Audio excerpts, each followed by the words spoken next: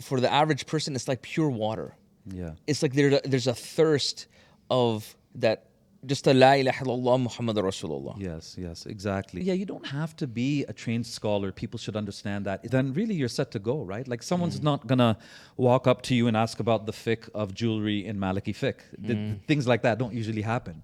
No, I'm not worried at all. I rely on God, Allah. How do you prepare for that? How do you get ready then for street da'wah? How do you become an effective street da'i? Well, again, I was talking to you about this earlier on. Like, ideally, in an ideal world, there would be more brothers such as yourself, who have some Islamic training and some Islamic background, proper traditional training, marrying that with, street activism or some kind of activism in the da'wah scene, this podcast even, right? So the reality is a bit different.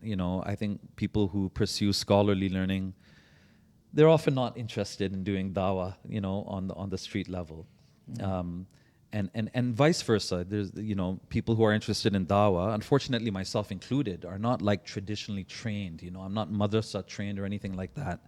So that's why I'm that Canadian brother, not that Canadian ustad, not that Canadian talibul ilm, just a regular Muslim who's interested in doing dawah. But more to your question, what I would say is that, there is the hadith about balighni walau ayah, convey from me, even if it's one verse, one ayah of the Quran, one teaching. So that's what you've been trying to do, is take whatever even the basics. And I feel people don't appreciate how effective that is. Just whatever basic that can be powerful, because most people, I think people fail to understand that is the beauty of Islam, is that you could take the greatest intellectual to ponder about Islam and they can go into all the nooks and crannies and crevices and just bring out jewel after jewel. Yes. But then for the average person, it's like pure water. Yeah. It's like there's a thirst of that, just a la ilaha illallah Muhammad Rasulullah. Yes, exactly. So, the basics that we know, at least we can communicate that.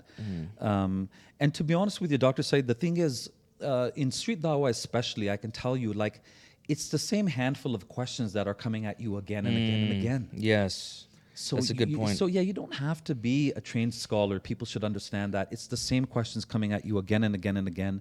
Over time, you end up developing a script, about how I answer that question. And what are those questions? Jihad, violence. Women, why do women have to cover their head? Why do they have to wear hijab?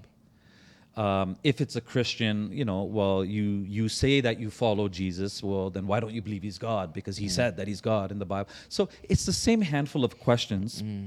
And if you prepare good answers for those, then really you're set to go, right? Like someone's not gonna walk up to you and ask about the fiqh of jewelry in Maliki fiqh. Things like that don't usually happen.